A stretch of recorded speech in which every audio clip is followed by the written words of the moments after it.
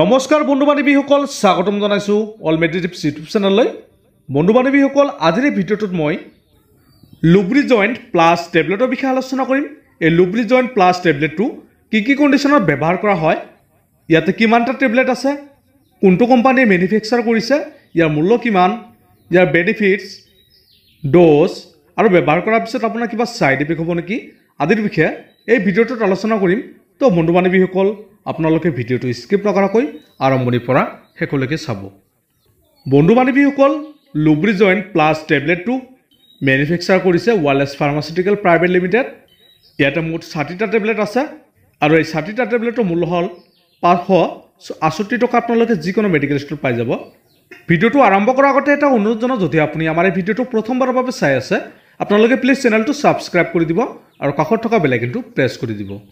তো বন্ধু বান্ধৱীসকল, প্ৰথমতে আমি আলোচনা কৰিম এই লুব্ৰি জইণ্ট প্লাছ টেবলেটৰ বেনিফিট সম্পৰ্কে। বন্ধুসকল, এই টেবলেটে হাড় আৰু গাঁঠিৰ বিভিন্ন বিকাৰৰ চিকিৎসাৰ কাৰণে ব্যৱহাৰ কৰা হয়। এই টেবলেটে গাঁঠিৰ বিষৰ পৰা উপশম পোৱাত সহায় কৰে।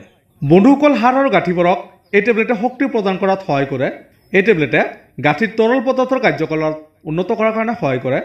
বন্ধুসকল, ইয়াত থকা গ্লুক'চাইমানে কাৰ্টিলেজৰ বিল্ডিং ব্লক হিচাপে কাম কৰে। ইয়ে কণ্ড্ৰচাইটক সুৰক্ষা দিয়ে আৰু যিবোৰ কোষে কাৰ্টিলেজৰ গঠন বজাই ৰখাত সহায় কৰে। বন্ধুসকল, ইয়াৰ উপৰি দীৰ্ঘদিনীয়া বিষৰ পৰা আৰাম দিয়ে আৰু গাঁঠিৰ অৱক্ষয় পৰিৱৰ্তন লেহেমীয়া কৰাত সহায় কৰে। বন্ধুসকল, এই টেবলেটে গাঁঠিবোৰৰ স্থিতিস্থাপকতা আৰু শক্তি বজাই ৰখাত সহায় কৰে। বন্ধুসকল, ইয়াত থকা ছালফেনল মিথেলে অষ্টিঅ'আৰ্থৰাইটিছ আৰু বাত বিষৰ পৰা যিবিলাক আপোনাৰ ফুলনি হয় বা যিখিনি আপোনাৰ ফুলি যায়, এনেকুৱা কণ্ডিশ্যনত সহায় কৰে। ইয়াত থকা জিংকে শৰীৰত কেলছিয়ামৰ পৰিমাণ বৃদ্ধি কৰে আৰু ৰোগ প্ৰতিৰোধ ক্ষমতা বৃদ্ধি কৰে। বন্ধুসকল, ইয়াত থকা মেংগানিজ আৰু বৰণে হাড়ৰ ৰক্ষণাবেক্ষণ আৰু স্নায়ুপেশীৰ কাৰ্যত সহায় কৰে। বন্ধুসকল, যিকোনো ধৰণৰ মেডিচিন ব্যৱহাৰ কৰাৰ আগতে আপোনালোকে সদায় ডক্টৰৰ পৰামৰ্শ ল'ব। ডক্টৰৰ পৰামৰ্শ নোহোৱাকৈ আপোনালোকে কোনো ধৰণৰ মেডিচিন ব্যৱহাৰ নকৰিব।